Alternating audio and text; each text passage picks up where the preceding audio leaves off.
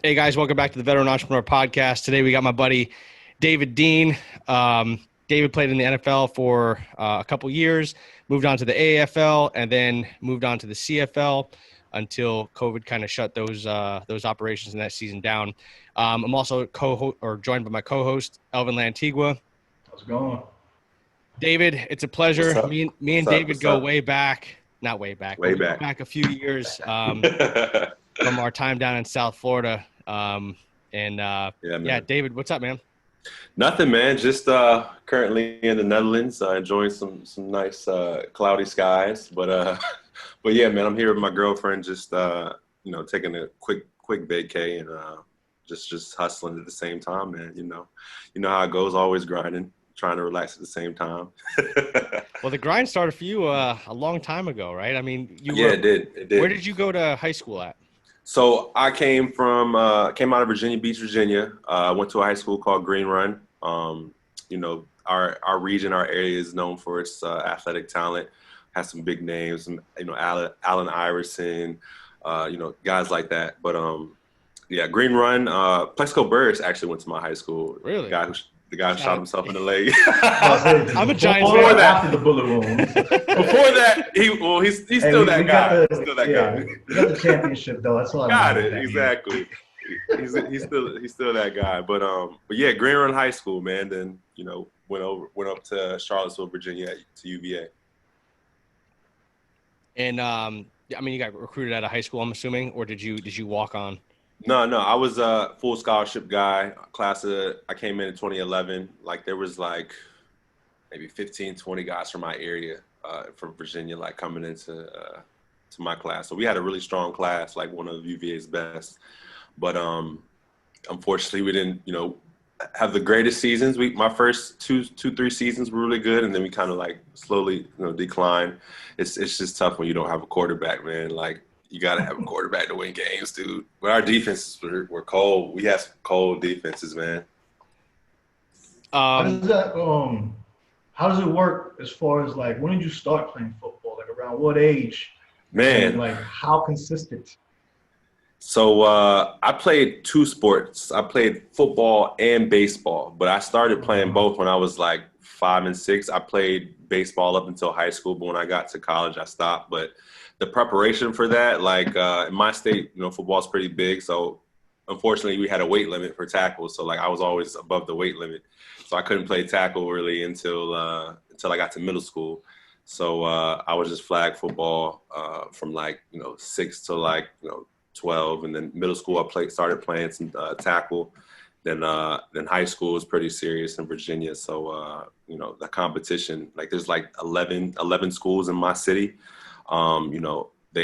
Each of them probably send as many as 10 guys to Division I. Some schools, a minimum of 1 or 2 guys at each school. So like there's a lot of talent. And yeah, we're very competitive, and you take the sport pretty serious. Starting at like 6, 7 years old, like you'll be at flag football games, like you got nice little crowd, like 1,500 people out there. Like it's pretty serious. It's not like Florida crowd. or anything. 1,500 people for 6 and 7 year olds. not 1,500. So how did you as big as Florida? How did the recruitment process go? I mean, like what sort of kept you in Virginia? I mean, were you looking at other schools outside the state, or did you want to stay close to home? Yeah, man. I had about 20 Division I offers. The recruiting process is it's cool. You're getting all that attention as like a 16, 17-year-old kid, so you feel like you're the shit and everything. But you go on some visits, and get the coaches like all on your jock and everything. It's a great feeling, But at the end of the day, you gotta kind of like see through the bullshit and like realize, okay, where for me it was like, where am I going to play early? I don't want to go somewhere ride the bench for 3 years and play as a senior. I want to go somewhere where I play like my first, second year. I want to go somewhere that's competitive, like a big conference like ACC, SEC, and then I wanted to go somewhere where I would have a good education to fall back on. So like Virginia for me was, it was the best option, not only for those 3 reasons, but also, it was a place where my parents can come see me play. It was like a 3.5 hour drive. They can come see me play on Saturdays. we can always get home, get a meal on the holidays. So like, it was just an easy choice for me. I had a good relationship with the staff. Coach London, was a great recruiter. Coach West, I still talk to him to this day. And some of the other coaches from there. So like, it was a good choice for me. Great choice. Was there ever like a second choice though? Like my second choice, yeah. Man. Second for me, just because of my opportunity to play early, and like I said, competing at ACC it was Duke. I know everybody thinks Duke is a shitty football school, but at the time, like they were consistently going to bowl games. And the D-line coach, who I'm glad I didn't go there because he left the year after I would have came in. But Coach Hobby, he's a really well-respected defensive line coach. He's worked with a lot of great dudes, time in the NFL, all that. So that was kind of my backup. But, I was looking at Stanford. I had a Stanford offer. That would have been crazy far. But Stanford was, another choice of mine. What else was I looking at? I can't really remember all of my offers. But I think I had UCF. The conference wasn't as great, though, but somewhere I could have played early. Louisville. They were just joining the ACC. But yeah, those are kind of like my backup choices. But UVA. I like that though. Like when you chose your college, you chose it about you. You didn't go off of name brand or staff. Like you chose what was best for you. So I don't know who you had around you, but they did a real good job. Making sure you knew what to do there. Yeah, mostly my pops, man. My pops was. Oh, okay. Yeah, he was on it, man. He played some like lower level college, played some JUCO, and he played at Glenville State. I don't know if you know who Rich Rodriguez is, but he was the head coach at Arizona. I don't know where he's at now, but he actually got one of his first coaching gigs at Glenville State for where my dad played. He coached my dad's in college. He spent some time at Michigan too, so he was the West Virginia coach. Yeah, he was at West Virginia with Pat White, Steve Slayton. When West Virginia was like, top 10 every year, like they were running, Big East. But yeah, man. Just to piggyback on that, I mean, I thought it was interesting that you brought up the fact that you chose a college also based on the education piece, which absolutely. I don't know if a lot of people do that or not. I mean, especially in the military, like people don't bridge that gap. They join the military for 4 years. College is the same sort of length of time, and they never really look at, okay, what's beyond this, right? But it's pretty cool to see that you had the foresight to choose based on that as well. Yeah. It was important to me because, the chances of make the NFL in all reality are less than 1%. So like I had to, I'm a realist, my lifelong dream was to play in the NFL, but I had to be real with myself and be like, okay, if this doesn't work out, then, what do I have to fall back on? And, the network at UVA is so strong. I'm figuring that out now, like me kind of being out of sport. Like I have a lot of alumni reaching out to me, just kind of trying to help me, along this process of, potentially transitioning out of ball, just different guys at different types of jobs, telling me about their experiences, getting out of ball, going into a more corporate role. So the network there is amazing. And then that degree is, it's respected all across America. So it was a great choice for me for sure. Let me ask you this. I mean, you said you had a bachelor's and a master's. Did you do that all in the same length of time before you got to the NFL? Yeah. So wow. It took me about 3.5 years to get my bachelor's, and then about 1.5 years to get my master's. That's like really quick. I really want to throw it out there. That's like that's accelerated. Yeah. You're taking summer classes, like you're grinding in college. A lot of kids don't realize how hard you got to grind in college, man. Like you really get maybe 2-3 weeks off in the summer, but other than that, you're pretty much on campus all year round. Sometimes like one of our bowl games, we spent Christmas like on campus, like like that time you're not with your family, you're on campus grinding, getting ready for a bowl game.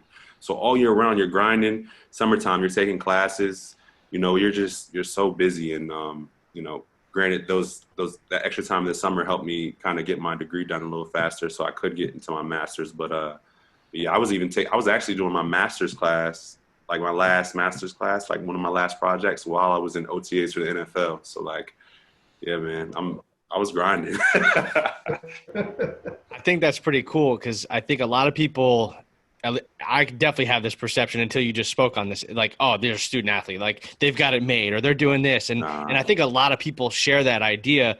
And tying it back to the military, it's the same thing, right? Like we call it a workup up to a deployment, right? I mean, you're doing a workup up to a season, right? And then you're in season, but you're still grinding, right? And I think a lot of people who join the military is the same thing. Like they get in there, they're doing a workup for a deployment or whatever sort of operation, and they have this opportunity to go to school. And so many times people fall back and say, oh, the workload's too much, the operational tempo is too much. But you guys don't have that. And so it was pretty cool to sort of hear you explain that and say, like, nah, man, we're out here grinding, dude. Yeah, that's kind of funny you guys have that, because I guess you guys have to, do your duties while some people are doing it while they're doing school too. So that's kind of similar to us. And like the fact that, we wake up 6 a.m., work out, practice, film, go to class, come back, more film, do a paper, homework, go to sleep like 11, 12 at night, then wake up 5:30, 6 o'clock a.m. and do it all over again. So it's a grind, man, for sure. Yeah, no doubt. So here you are, you're in school, you pretty much finish your degree, you get drafted. No, I was an undrafted free agent, so I had to do it the hard way. Everything. Yeah, that's how I like it. Resistance. I like it. Talk about that. How'd that go? Man, I was undrafted free agent. I was watching the whole draft. I had a low draft grade anyway, so I wasn't really expecting to go high, maybe like 5, 6, 7, 7th round. So after the draft, immediately, like maybe 10, 15 minutes after, I get a call from Cincinnati.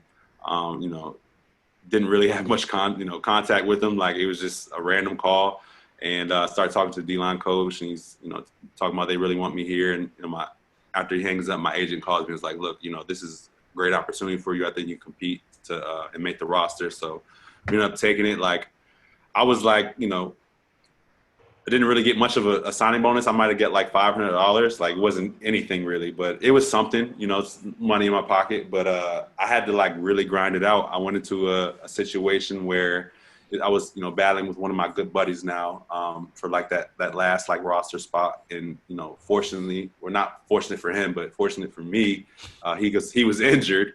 He got injured, and that gave me an opportunity to step up, make plays, and make the roster. So it was tough. Like, as a free agent, you're kind of like, you're on a short string. You got to make sure you always know your plays. You can't make those mental mistakes. You're always high effort, high energy. You got to be on it, because like for me, they only paid me $500 to come here. So for other guys, these draft picks, they're giving them 300, 400K, millions. Like that's their signing bonus. So like it's easier for them to cut a guy like me versus cutting a guy like that. So like for us, we got to be on our shit at all times. So it's different being a free agent. It's kind of dope though, in a way where you could say, no, I joined the NFL. $500. Yeah. You know hey, what I mean? Like, hey, I'm there. I got my foot in the door. That's what I asked for. I'll take it. Yeah, I think the thing is I've seen David in the gym. I've been with David. I've trained with David. I've trained David. Yep. I've worked alongside of David, training other people. Yep. David's work ethic is unmatched. It's unparalleled, yeah, and I think that, I've seen it firsthand, so maybe that was something that was developed obviously at a younger age, but I mean, I'm sure when your back's against the wall and you're hungry the way you were, I mean, there's just no other option, right? Yeah, definitely. I've never been given anything like high school, college. I've always had to start back at the depth chart and work my way up. And like, it's just something I got used to. I'm a competitor, I want that starting role. I want that shine. I want to help the team get better. I want to produce, make plays, and it's not enough for me just to be in the building. I'm trying to be that guy. I'm trying to be the man. So like, I'm always competing, with the other people, trying to, beat someone out or, beat the man across from me, and then I'm competing with myself as well. I'm trying to always get better, find a way to be the best me I can be, whatever it is I do. Even with training the kids, like I was talking to Troy, talking to you, figuring out ways I can get better at that. Like just whatever it is, I just want to make sure I'm the best I am at it, best I can be. Yeah, you're an all-in kind of guy. I really like that concept. I guess it's it's obviously a military term, or a football term, something that I'm familiar, but I never really considered it the depth chart, right? Like working from the back of the depth chart up, to the top, and that's a good It's a that's a good analogy. Yeah. Yeah, it's a good visual to think about. Like, yeah, like even me, like I'm starting this business. I'm at the low point of the depth chart, right? I'm seventh string. I'm not even close to first string. But I'm also a PFC right now. But that's the grind, right? Because if you didn't start at the bottom, right? Like how much appreciation would you have when you finally got your first start or when you first, took your first play and whatever. I mean, like that ability to grow is sort of where all the gems are at. You know what I mean? Yeah, man. It's amazing. Like it just feels that much better. I just don't like things being given to me, man. When you have to work for it and go get it, it just makes it that much sweeter when you get it. And then for me, like I enjoy it for a quick moment. It's like, okay, what do I got to do now? What's next? Like, who do I got to beat now? Who am I competing with now? I'm always trying to get an edge, man. Like, I do like the feeling of, that accomplishment. I take it in and I enjoy it. And sometimes I look back and I appreciate those moments. But at the end of the day, I'm always looking to get better, man. Always. I hear you. Yeah. Real quick, first play in the NFL. Oh, that's a good question. What's the feeling? Listen, at UVA, you played in front of 60,000 people, right? It was like 50. Yeah. Like Oh, 40, sorry. 50, yeah. Yeah, just 50. But so you're groomed, I guess, to a degree. Like you're not like walking out from some scrub stadium onto the NFL field or stage, right? Like so you're used to playing in front of people, but that feeling of walking onto the field and being like, dude, like I'm here. That is amazing. I made it. Like outline that feeling for us. So like for me, it's always coming out of the tunnel. That's where my emotions are at its highest. Like the nerves, everything. It's just running out of the tunnel, and then as soon as you step on the field, you hear the crowd, like the music, all that. Like it's just all your emotions just come at you at once, and you just feel like you get this high, and then as soon as like the national anthem also, like that's another like. Hearing that, like I always get the chills from that. I'm not the guy that cries, but man, inside I feel the chills. Like it's just that land of the. When you hear that, that's the woo. Okay. That's just it does something to me. That part right there. But yeah, and then after the kickoff, then it's like okay, like lock in. It's business. Like my coach always has like my D-line coach I have in Hamilton. He always says like. 1,000 reps, like you've done this job thousands and thousands of times. You've done this move. So like, then it just becomes like business. Like you kind of lock in, you still kind of, I'll say in the first like series, I definitely had those nerves in the NFL. Cause it's like, shit, it's the NFL. Like, damn, like, but after you start getting into a rhythm, then it's like, you're just locked in, man. It's just business as usual. Like, it's just the same. Like you just locked in mentally. I'm not like trying to say we're robots or anything, but like you've done it so many times, it's just natural to you. You don't even have to react. Like you know what to expect. It's crazy. What's one of the top moments you could think of when you were in? Top moments, man. I got to play with Geno Atkins, man. That's one of the coolest things to me. Like Geno is a beast. He's a guy I watched film of in college. Him and like dudes like Carlos Dunlap. Those two guys are guys that you always see on highlights. You watch film of, you try to find aspects of their game and try to mimic them. But really, when you get there and you start practicing with them and see them in games, you're just like, they just do shit that normal people can't do. Like Geno, I tell this story all the time. I literally seen Geno like come off the ball, was a reach play, an outside zone. He comes off the ball and the O lineman kind of like tries to overreach him, but the O lineman gets light on his feet. And Geno is like, he comes off like a freaking missile, dude. And like he hits the O lineman, and the O lineman starts lifting off his feet. He like throws him. He throws the O-lineman literally like 3 yards in the backfield. He lifts the O-lineman off his feet, throws him 3 yards in the backfield, and makes the play. Like that was, to me, that's when I was like, that's when I learned in the NFL, like there's different levels. There's really levels to this shit. There's different level calibers players. There's players that do their job, and there's players that fucking just are just different. Just different. That's crazy. Yeah, even being in around sports performance, and even being in Fit Speed down in Weston in Florida. Yeah. Like sometimes you would see like some amazing things, right? Like I remember seeing, I forget the young kid's name, but he was going to, I think, FSU for track. Oh, Gabe. And he ran 24 miles an hour on that Woodway treadmill. And I was like, whoa, bro, I will never see this again. And then recently, which is pretty cool, is they had, I think, Ocho Cinco in there. Yeah, Chad Johnson. Yeah.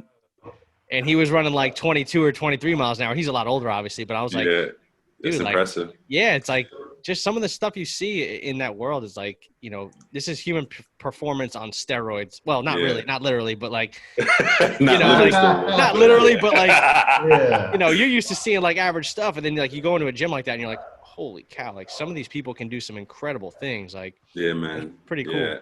Yeah. But for me, I'm seeing it on the field. Like it's one thing to see it, it working out and everything, but it's different to be on the field next to these guys, seeing like, AJ Green, I don't think I ever seen him lose a one-on-one. Like he's 6'4", he runs crisp routes. He's a supreme athlete, hands, makes circus catches, make look like nothing.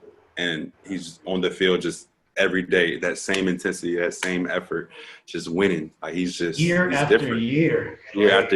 Unfortunately, these last 2 years he's been injured, but when he's healthy, he's a consistent.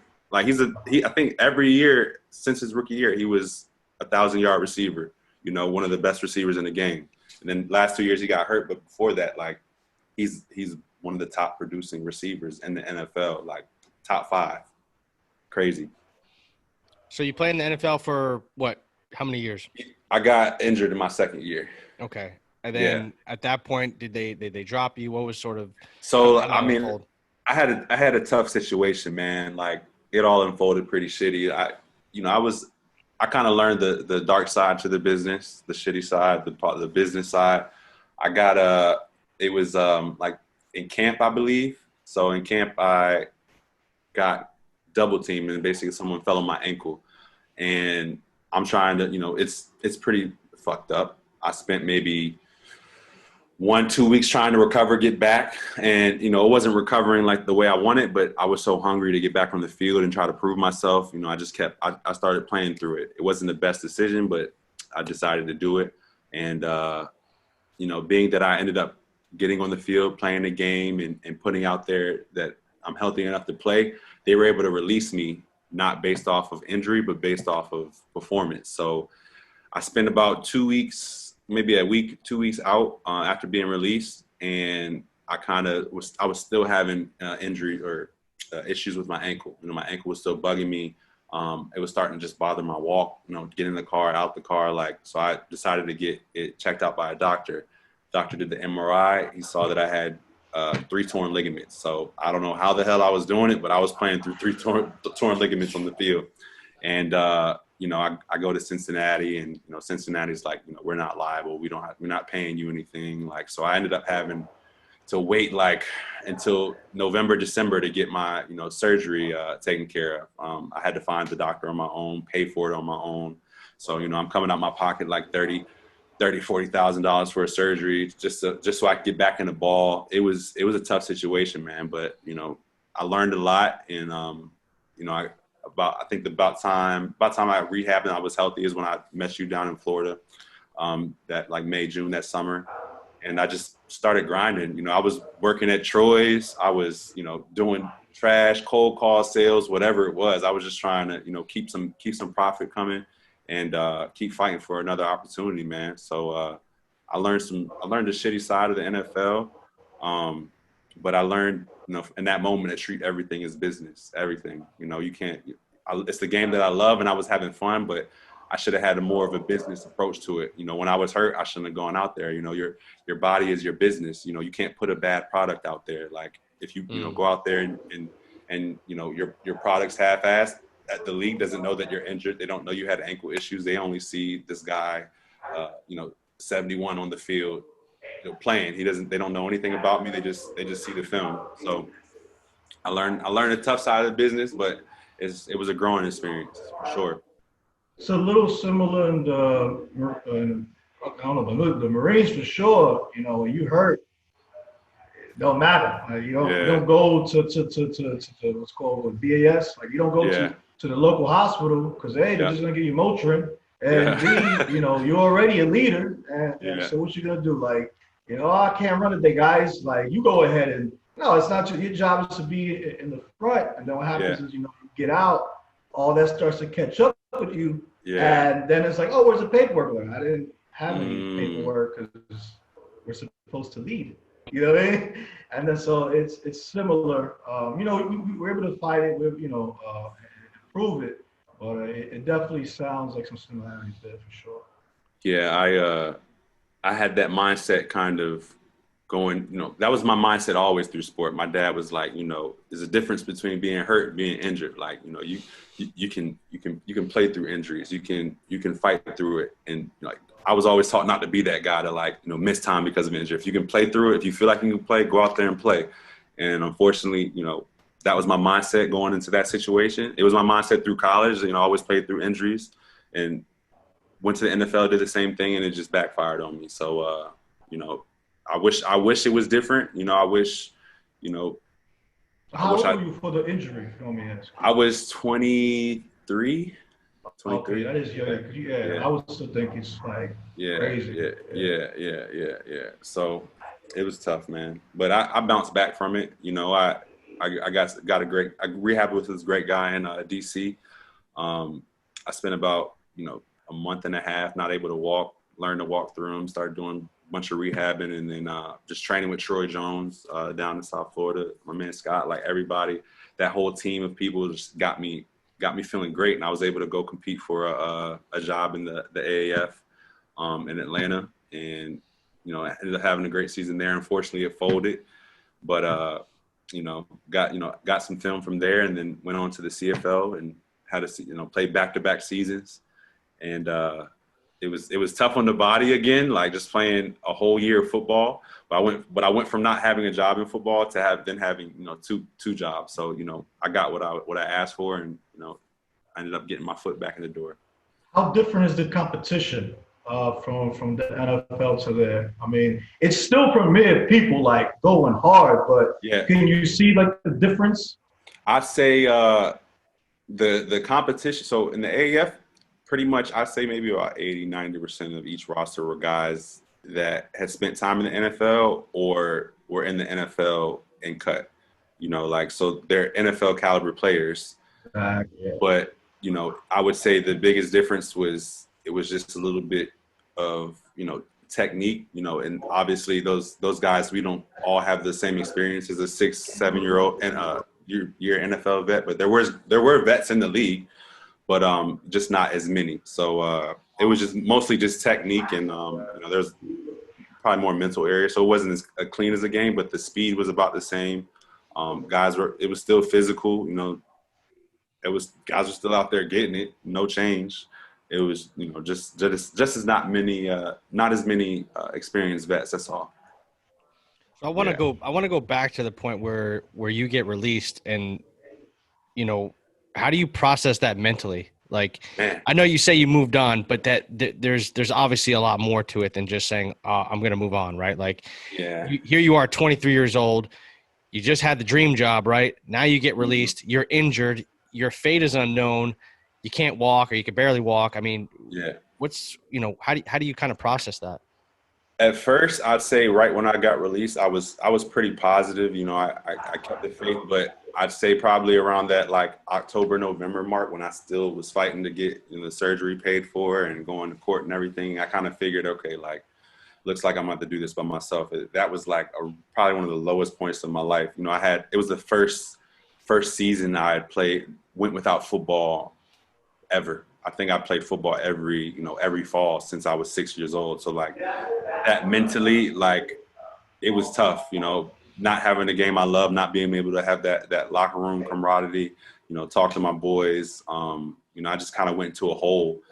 I think mentally I was in a different place mentally, somewhere I'd never been. So I had to, like, you know, getting the surgery in December, I had to really come out of that and just, you know, just fight, man. And, you know, just kind of try to keep a positive, get back to my faith, keep a positive mentality, and just try to see the future. It was definitely the toughest place I've ever been in my life. Like I'm not able to walk. I'm taking oxys. Like, I'm just trying to feel good, and it's just, man, low point for me for sure. It's more than physical, man. It's physical, mental, spiritual. You start questioning a lot of things and stuff. But what was the first one? Like, all right, so you injured, you trying to do AFL. At any point, are you starting to look at something outside of football?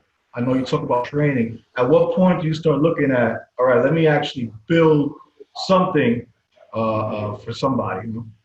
I started to look a bit. I was kind of trying around at that time in South Florida. I was starting to get in touch with more UVA alum and seeing what was out there for me. I started doing some odd jobs just to kind of get some profit coming in. But I started thinking sales, started thinking higher ed. So I was just calling up some more coaches, seeing that there was opportunities for me. But I think for me, my heart was still in football. So that search maybe went on for a month or so, and then I just was like, you know what, I'm just going to say forget it, focus on football, and try to find a way back in. So I just kept working the odd jobs, and just put all my time and effort into training, man. And around, I say maybe September, October, September, the AAF had started coming. There was more talk about that. And then by October, I had signed my AAF contract. So by October, I was like, okay, I'm just preparing for the AAF by then. But it is. Yeah. It's very similar to, again, I say that, right? But me and Scott were the same unit together. We both got out, but yet we're still around the military. Yeah. We're still working on a base. I was doing college advising before the military. Now, even with the real estate thing, I kind of focus on military. So it's, something you've done for so long, all your whole life around it. And, it is hard to leave. You're just trying to find your next spot within the same circle, Yeah. It was hard, man. I'd known only, sports for my entire life. And I really couldn't come to accept the fact that it was over. So, it was a struggle for me for sure. So now that first off, when did you move to Virginia? And then after that, what's your plan going forward? I know you started training some kids doing position specific work. Are you still trying to make your path back to the NFL?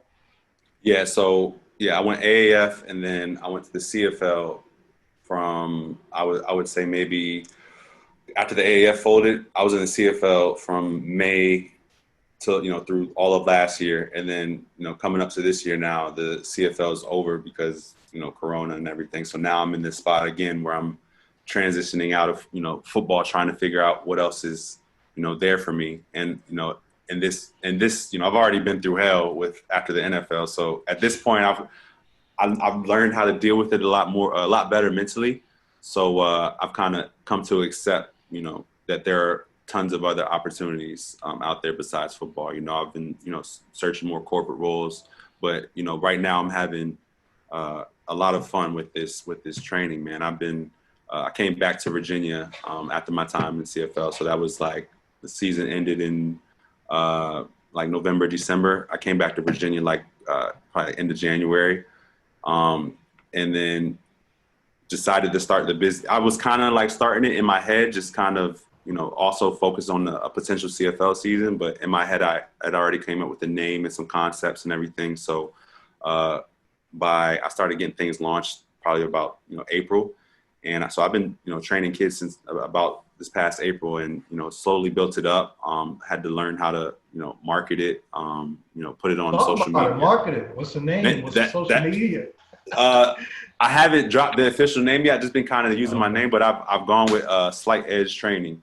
In the process of doing an LLC right now. So, I'm still getting it official and everything, but I've just been running through my name. And I started off doing just free sessions, just kind of trying to get my name out there. I was just trying to give back a little bit, work with some kids from my area, the high schools I know, my past, high school coaches. And, just I wanted to see if I, really had some passion for it. And by the first week of it, I was like, dude, this shit is fun, man. I love it. So and even the kids' feedback were like, yo, like you were really good. Like they're hitting me up, like, when we coming out here next? When we coming out here next? Like, I was like, yeah, this is for me for sure. So I started doing. I don't really, like I said, I'm a hustler. I'm doing a bunch of other shit on the side. So I'm like door dashing, everything. So and then also trying to plan my next move. So I really don't have time to do it every day, but weekend, like Friday, Saturday, Sundays, and maybe a evening or two, and during the weekday I do it. And I'm just constantly coming up with new ideas and watching other trainers, seeing what they're doing, and just calling up my coaches and asking them for some advice. Because honestly, my past trainers, my past coaches are kind of like what have molded me to be the player I am today, and right now molded me to be the trainer I am today. So really, I've learned, I've taken everything that I've learned from them and applied it to how I coach, how I teach my kids now. But at first, I feel like I was just coaching them, as football players. But then I started to see that, I think you have to also, teach them the process, just to help them understand the process of what it is to be great. Because a lot of kids just think you go out there and you just work out once a week, twice a week, and you're good. But no, there's so much more to it. There's the school part. There's the training on the side. There's a consistency aspect. There's the mental aspect to it where you got to be locked in while you're training. Like, there's just so much more to the process that they have to learn as young athletes. So I'm trying to, pride myself in not only teaching them how to be good, football players, but also to be, just dogs, like have a dog mentality, go get it mentality. And so it's just been fun for me, man. It's, I'm growing slowly. I'm getting probably, 1 or 2 more clients every week. So I'm just trying to get my kids to be more consistent. It's been tough with Corona and everything, because you got some kids who he's as an excuse, like, well, Corona's going on, so I don't have to train. But I'm trying to help them understand, there's kids out there training every day, every week, getting it in. Like, either you're gonna fall back or you're gonna jump forward. Like, you're not the only, you're not the only one that's competing for a college scholarship. There's hundreds, thousands of other kids out there trying to get a college scholarship. And then you can take the time to either, sit, be lazy, waste his time, or you can take the time to elevate yourself. And when it comes springtime, when ball comes back, whenever it may be, you're going to be in that much better of a position to get that scholarship you're looking for, because that's what everybody wants at the end of the day. Especially right now, because that is the regular thought. So if you just continue to do exactly what you had to do at this point, months later, you probably skipped a few people at this point. You know what I mean? So you got that training down. Where is it that you train? Like what areas do you where do you focus your training? I'm in the Virginia area, so like the Hampton Roads area. I got some kids in Virginia Beach, some kids in Newport News, Suffolk, Norfolk. I got a kid from Yorktown. I mean, well, he's not really a kid. He's a bit older. He's trying to jump into the CFL, but he drives down from Yorktown, and that's 30, 40-minute drive to get to where I'm at. You're saying a kid, but then you talk a CFL. How old are these kids? Well, most of them are high schoolers. So I have I have mostly freshmen, sophomore, junior, seniors at high school, and then I had one guy that was trying to walk on a tech, so he's college, and I have another guy who's about 24. He's 23, 24. He doesn't have any pro experience, but he played college ball at Hampton, and he's trying to.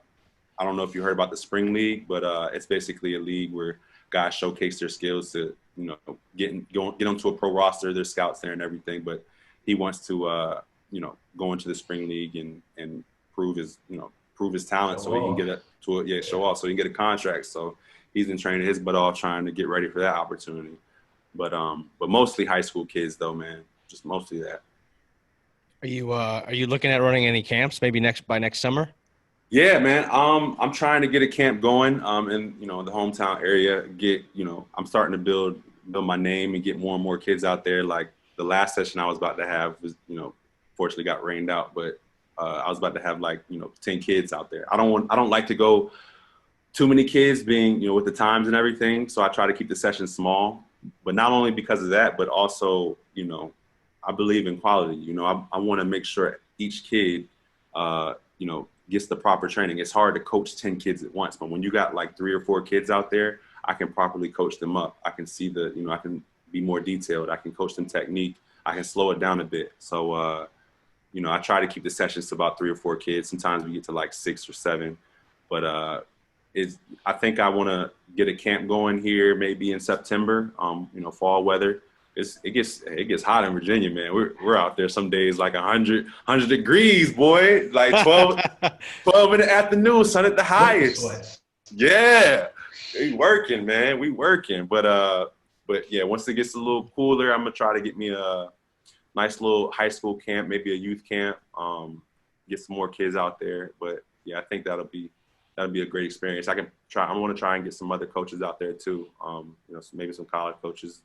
I'll get some old linemen and D linemen. I have some old linemen I'm working with too, and that's been an experience for me too, because I played D line, but me having to coach O line has really made me be a bit more creative, and I reach out to coaches too, like learn more about the other side of the ball.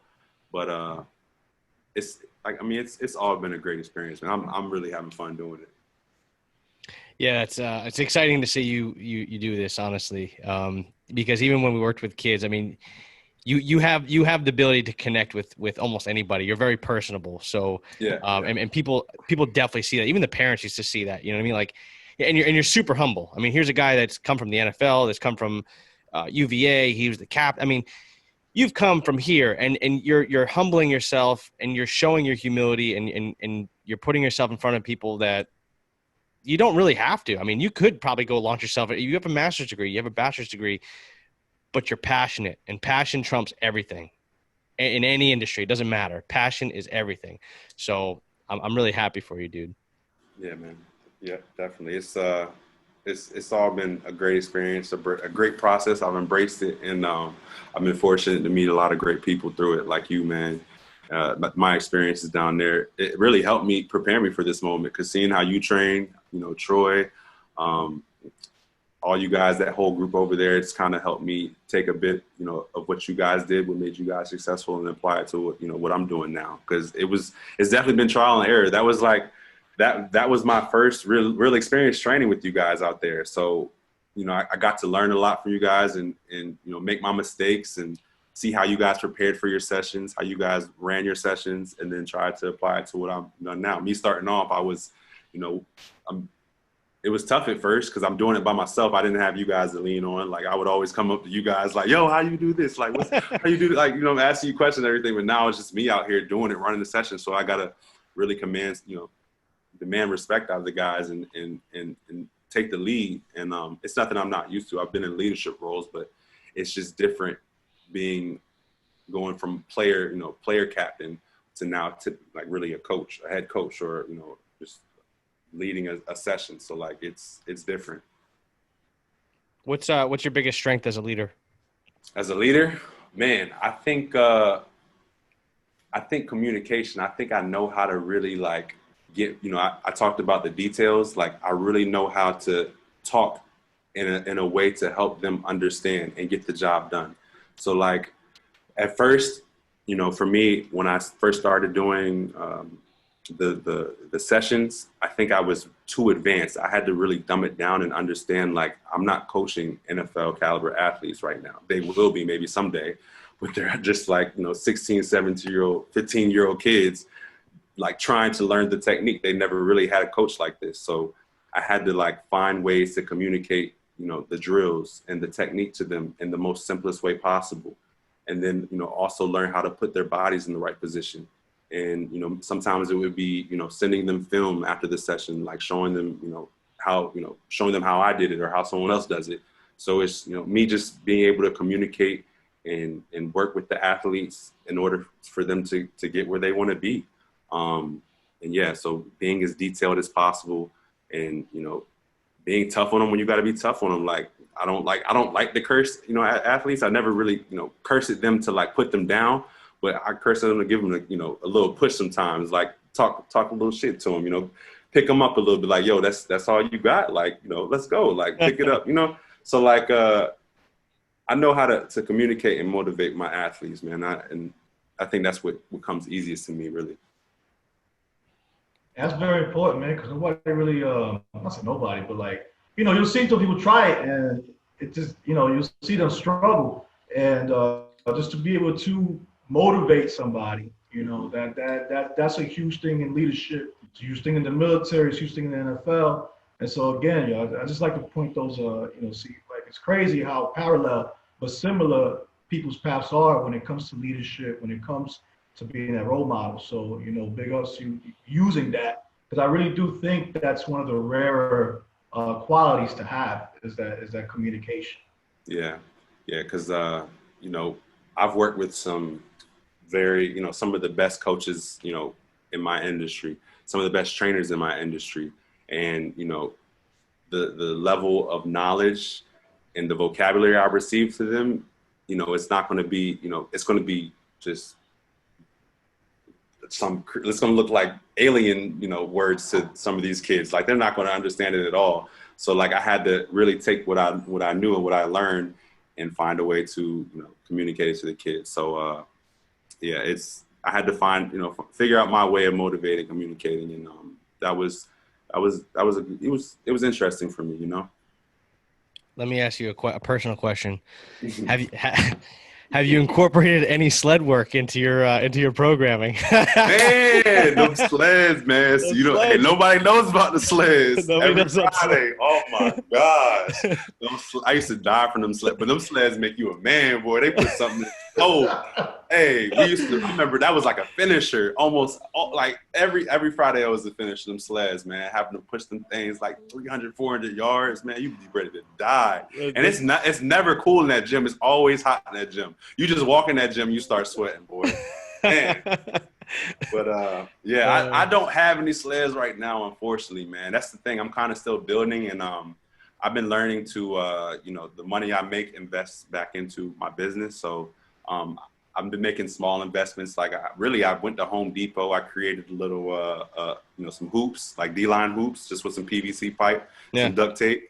Got some D-line hoops. I got like a little 2x4 to work some long arm punches. I like some pad on it. Works like long arm precision punches. Fortunately, one of my high school coaches gave me some, like a little bag for them to hit with some hurdles. So I had that already.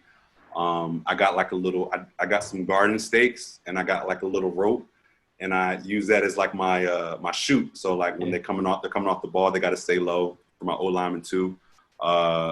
Yeah, man, but I've just been making small investments, putting it back into them. I want to, that's the goal, to someday have a sled. Maybe I'll be able to get onto like a high school field or a college field when this all gets better, and start working from there. But yeah, man, once I get the sleds and some real like equipment, that's going to take me to another level. I'm telling you. I'm telling you. I can't wait. What's your favorite exercise right now to get them in there, like to break them a little bit? What's your favorite one to get them?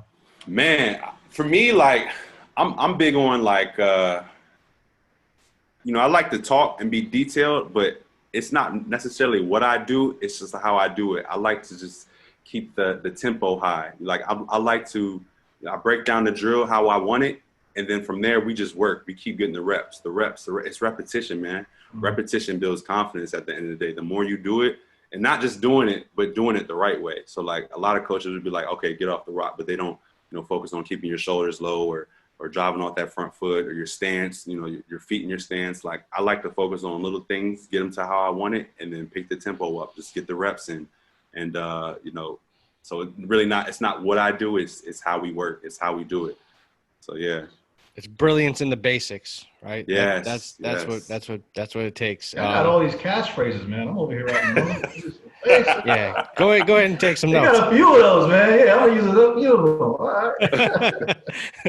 It's all the coaching. Sound real smart, yeah. You got to have the go-tos, bro. You got to have the go-tos.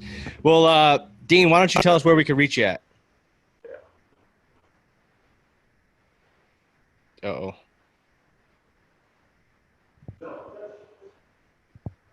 second. Sorry, I'm You got breaking a little bit. The red screen of death right there. Oh, I'm back. You're back? Can you hear me? Yeah, I can hear you. Can you hear me? Sorry. We were just asking how we can reach you, and then you how we can reach me. Yeah. Go for it. My Instagram, man. My Instagram is probably the best way to reach me. Dean on the scene. That's 2 D's. So DDEANONTHESCENE. Dean on the scene. That's like just been my thing. So man, another one line in there. Yeah.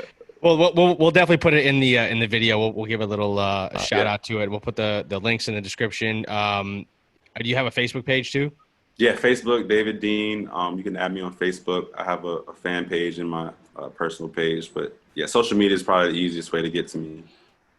Okay, so we'll put the links below. David, thank you so much for coming on. I really appreciate it. It's nice to catch up with you. I'm excited to see you grow, and if you need anything, I'm close. So if you ever need anything, reach out. Even if you need an extra body for a weekend or day, whatever, I got time. Get some kids on the sled. Yeah, I got a sled, so let me know. Okay. But yeah, right, Elvin, any parting words? Appreciate you guys for having me. You know, I was gonna have a quick parting word, man. You got any words for people who are, let's just say, in college already and they're looking at the NFL? What's the best advice you could give them? Or high school?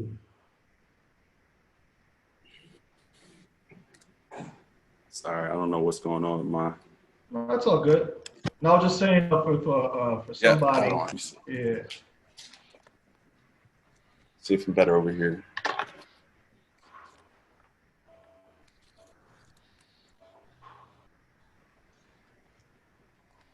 Oh. Now you got the sun on. You looking like an angel, man. Looking like a Goliath over there. I don't know why I'm like. I can hear you guys. It's just not a. Is that better? All right. Can you hear me? Yeah, no. I got audio. Yeah, let it rip. Okay. Audio, man. Yeah. What's the advice? Yeah. All right. So some advice, man. Just consistency and persistency, man. Just every day finding a way to get better. My coach at at Hamilton, he used to say, "What are you working on today? What are you getting better at today? Like what is the area of focus? Is it, from my athletes, is it your get off? Is it your punch? Is it your hand placement, your eyes, your knee bend, whatever it is, find a way to get better at that today. Focus on it, improve on it. And, be consistent daily, weekly, just hit your goals, make goals, get out there, just find something to get better at. And then persistency, like no matter what it is, you're going to go through a lot of shit, man. Like less than 1% of people make it to the NFL for a reason. It's a tough industry to break. College is the same. Like you gotta be able to take your L's and learn from them. Like, always find what you're struggling at and find a way to get better. If you lose a rep, figure out why you lost a rep and get better from it, whatever tough times you're going through, just fight through it, man. And just keep pushing, man. Keep the faith. You got to know in your mind that you're good enough and you're capable of playing at the next level. So just keep working, and eventually you're gonna figure it out. You're gonna get there. So that's my words, man. Hell yeah, it's powerful. Yeah. Well, thanks again. It's great because that still is like the perfect way to say it. You gotta love the video. For sure. All right, Dean. Thank you so much for coming on. We appreciate it. Of course, man. Thanks for having me, guys. Okay. Take care. Bye now. Yeah.